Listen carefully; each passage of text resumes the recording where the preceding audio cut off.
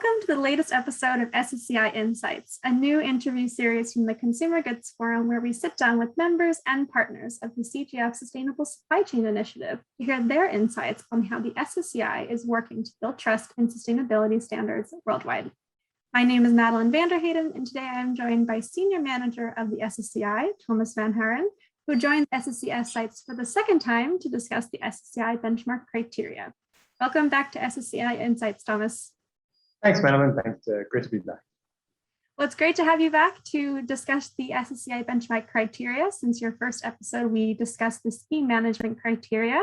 So today we can focus on the social criteria. And so I first want to ask you, what is the process and how did the SSCI decide which topics to cover with the SSCI social criteria?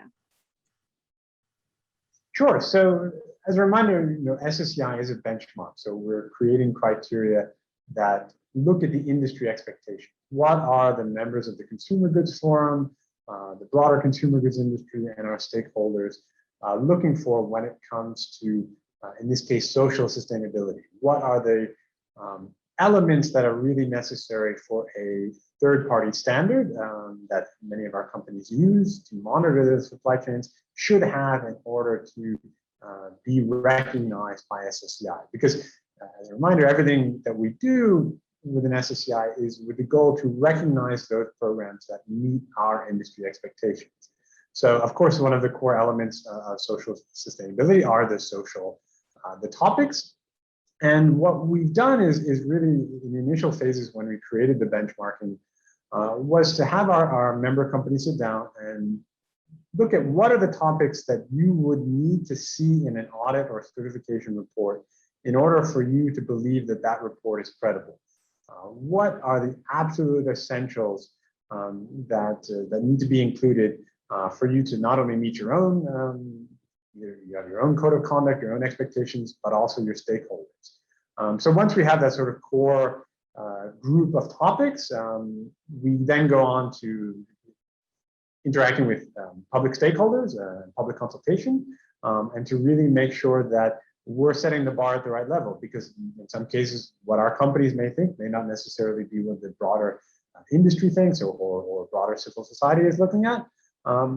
So again, we set the bar by having those conversations of what does a credible report need to have. And for SSCI, there's a wide range of topics. We started with about 12 for the processing and manufacturing scope.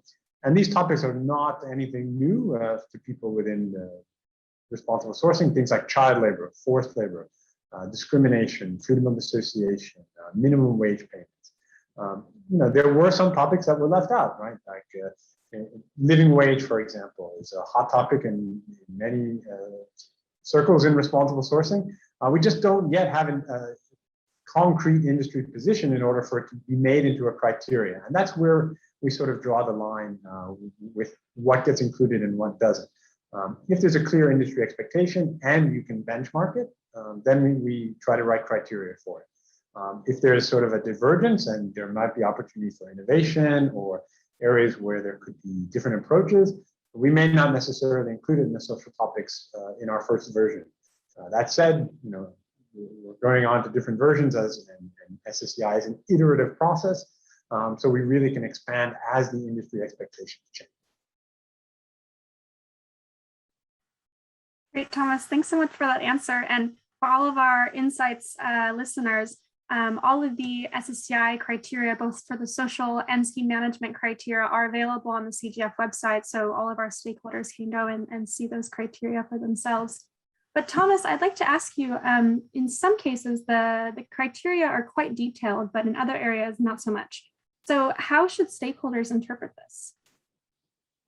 Sure. So I guess building off on what I just said, I think when we have detailed criteria, that means I think the industry knows what it wants. The members of the SSCI Coalition of Action are clear with what the detailed criteria should expect from the third-party program. If we say we need to see ABC in the way that you do your processes and procedures, then we need to see ABC when we actually go and do the benchmarking. In some cases, when we don't have as yet a sort of clear industry perspective, we can be a bit more broad. We can say this is a topic that needs to be covered, you as the third-party standard, show us what you're doing. Maybe there's as I said, an innovative approach. Maybe there's some new way that we can think.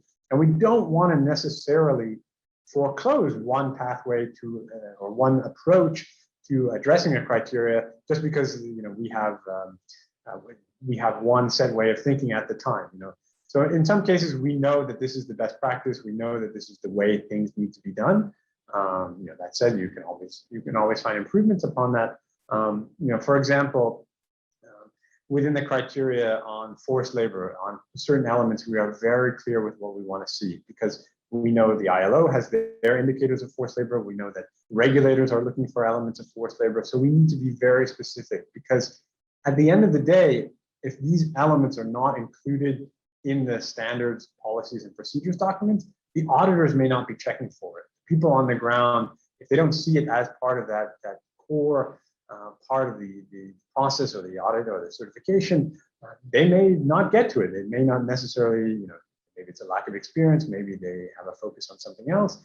But unless it's explicit and detailed, that's really sort of the signal that we're trying to send when we have more detailed criteria, as opposed to some of them, and in many cases, the more broad approach to some of the social topics that we're covering. Thanks so much for that, Thomas. So on the topic of forced labor, I wanted to ask you how the SSCI social criteria supports the work of the CGF's other coalitions, notably the Human Rights Coalition working to end forced labor. We're all about collaboration, so of course we have some cross-coalition connections here, and then I would just be curious to hear your thoughts on that. Sure. So within the Human Rights Coalition, a lot of the focus is on own operations. So how can companies eradicate forced labor within their own operations and the things that they have a lot of control over? But for the most part, when it comes to the supply chain, they're relying on third-party actors, whether it's a sustainability program, a certification, audit, assessment, whatever it may be. Many of the companies that we work with are relying on these third-party programs to get them information so that they can make the best responsible sourcing decision possible. So when it comes to supporting the work of HRC, what we try to do is take their learnings from own operations, and again, the expectations that they're setting for their own companies, and sort of operationalize it into the supply chain. How can we make an expectation that's easy to implement from a company's perspective, again, because it's their own operations, they have direct control, to a criteria that can be checked and assessed and properly reported on from the third-party sustainability standard sides. Because sometimes it's a clear connection, it's clear what we should want, and other times things don't always, it's not exactly clear how that third party should be implementing the standards. What I think is also important, as is not only with SSCI, but in part HRC, the idea that we want to do is send a clear market signal, right? If there's an approach that 20, 25, 30 companies can have on a particular topic like forced labor, then we can be clear with what we expect from the people checking this on the ground for us. I think that's a clear message, as opposed to necessarily having 30 different ways and 30 different approaches to forced labor and having different checkpoints and different checklists and different definitions. We try to get together and make sure that the definitions are harmonized wherever possible. And at the end of the day, with an SSCI, give those members of the Human Rights Coalition who are spending a lot of time, energy, and resources on eradicating forced labor in their own operations, by giving them SSCI recognized programs, it makes their lives a little easier when they're looking for sustainability programs that they can choose to monitor their supply chain, whether it be down to second, third, fourth tier suppliers. At the end of the day, our goal is to make it easier for everybody. Thanks for that, Thomas. I really like what you were saying about just all the harmonization and the alignment that takes place as part of the SSCI process. But also speaking about some of these realities on the ground throughout the supply chain, one thing that we've noticed is that with COVID, things have changed so much. So how has the pandemic impacted the SSCI social criteria? Yeah, it's a great question. I think, the pandemic happened when we were developing two of our new scopes, our primary production and ASSI operation scopes. So I would say many of the criteria were developed with a lens of how the pandemic was affecting people on the ground or at sea. For instance, in our at sea operations, one of the topics areas that we covered was repatriation. Now, going into the development of at sea operations, that wasn't necessarily on the industry's. We didn't have a quite clear expectation on that to potentially make it a criteria. But with COVID and the issues with the seafarers that I know that CGF wrote a letter to the UN about, we decided that this was an important topic that we needed to include to have a credible program for at sea operations. So we added criteria specifically on repatriation. Same thing with primary production. Again, that lens of how the pandemic will be affecting things.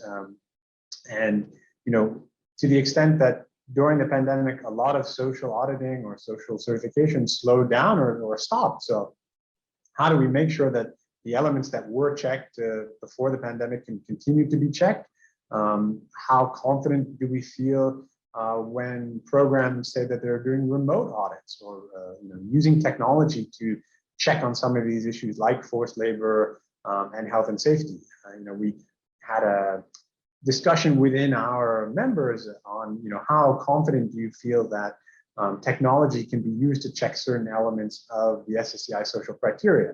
Now, for things like wages and working hours, okay, that can potentially be done remotely online. You're looking at an Excel file and you're going through it. But health and safety is really hard to check. You can only see what the camera is pointed at. Same thing with freedom of association or discrimination. That requires really good interview skills. And of course, when you're doing an interview online or remotely, who knows what the situations are there. So, that's some more topics that we'll have to look at and on how technology will impact the way we look at the social criteria. Can we cover things better? Should we expect more in remote audit situations as opposed to traditional sort of on the ground audits?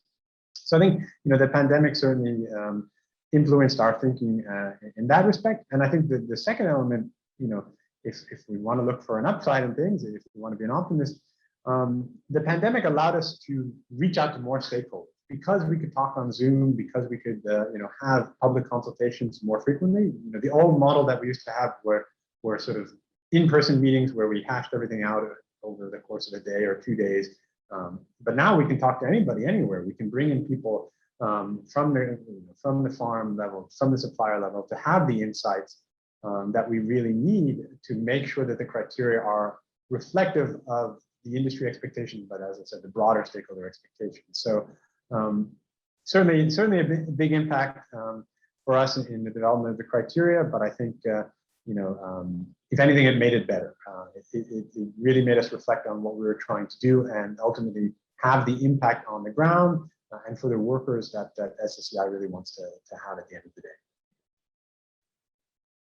Yeah, I think what you're saying is very true, that COVID has taught us a lot, and it's made a lot of us or all of us reflect on these really important issues. So thanks for sharing, and thanks for giving us some insights on how the social criteria has evolved due to the pandemic.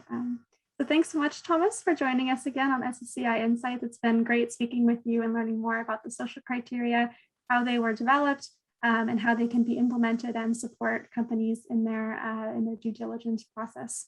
To all of those listening, our social criteria and our scheme management criteria are available on the SSCI website. And so we encourage you to take a look. Thanks so much and see you next time. Thanks again, Madeline, and enjoy.